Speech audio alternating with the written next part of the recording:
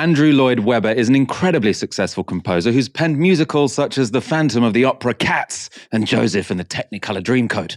But the 75-year-old has said that political correctness has now stopped him from writing any more musicals. So he told a podcast, if I were to be doing Evita today, a lot of people would say he's not qualified to do this because he's not Argentine. This is staggering. There was a subject I really wanted to do, but everyone was saying to me, you can't because you're not from that country. That means most shows and operas would not be allowed today because the composer is a different nationality to the subject. Lloyd-Webber said he was encouraged to make a musical about a safe story, such as Pride and Prejudice, but he has no plans to do so. I think this is a very useful thing for older men to say. Look, psychologically, we know that we are disposed to thinking that basically the world was perfect between the ages of around 18 and 25. The memories and the associations we form then stay with us the rest of our lives. The music you like between 18 and 25 is the music that will move you and produce dopamine when you're 70. Okay? That doesn't mean the music of 50 years' time is crap. That's just how we're wired. And I feel like we're in this weird moment, Michael, where older men in particular don't seem to get this. They don't seem to get that society moves on and generations change. You can see in the LGBT debate, right? Oh, well, when I was 15, we didn't have people saying that, they were gender curious or they felt this way or that way. Yeah. Okay. Right. And when you were 15, your grandparents would have said to you, oh, wow, 20-year-old guys are ambivalent about getting married, or you tried cannabis at school, or you drunk. These things change over time. Michael, I saw an amazing bit of data recently. You'll love this. There was a bunch of people in the United States, and they were surveyed final year of school, high school, okay? And they were born in 1960, so they're sort of borderline boomers, but they're still boomers. They were leaving school in 78. Almost all of them had tried alcohol. Over 40% had done binge drinking. 25% had tried amphetamines. 25%. 40% tried cannabis, marijuana. And yet these same people today, those same people in that poll, it was a big poll, by the way, so I think it's quite representative of the generational cohort more broadly. Those same people today will look at young people and they'll say, young people today, what tearaways? A quarter of you were doing amphetamines at school. You know this, Michael. This is one of the great things about getting older. I look at young kids now. They drink less. They smoke less. They get in fights less. They're less violent. We know this.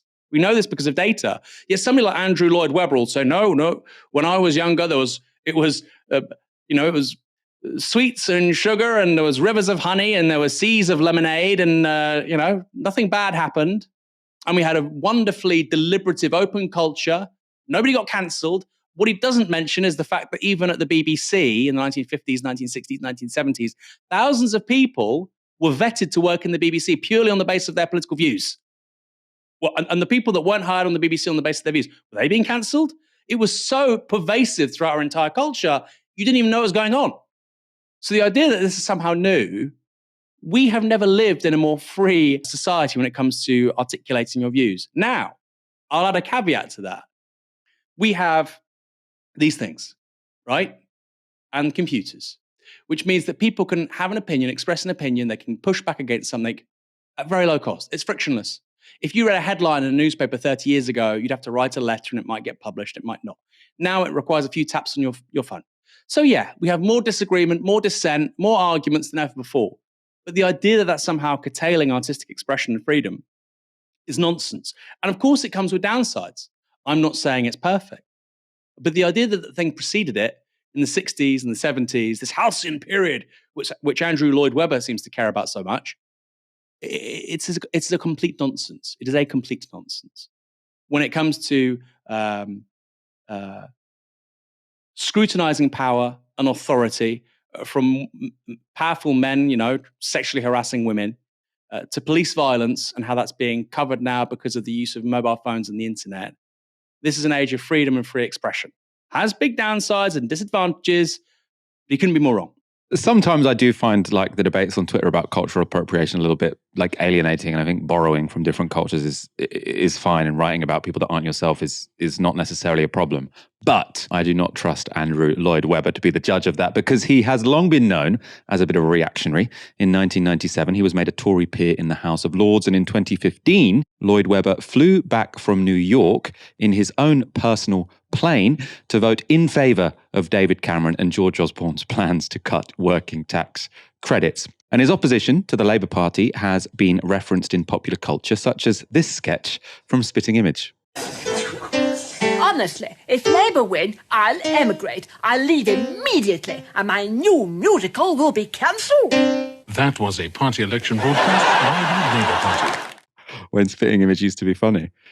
Very good. Yeah, if Andrew Lloyd-Webber doesn't write any more musicals, I won't be upset at all. So I suppose this is a win for cancel culture. Keep it up, guys. Keep it up.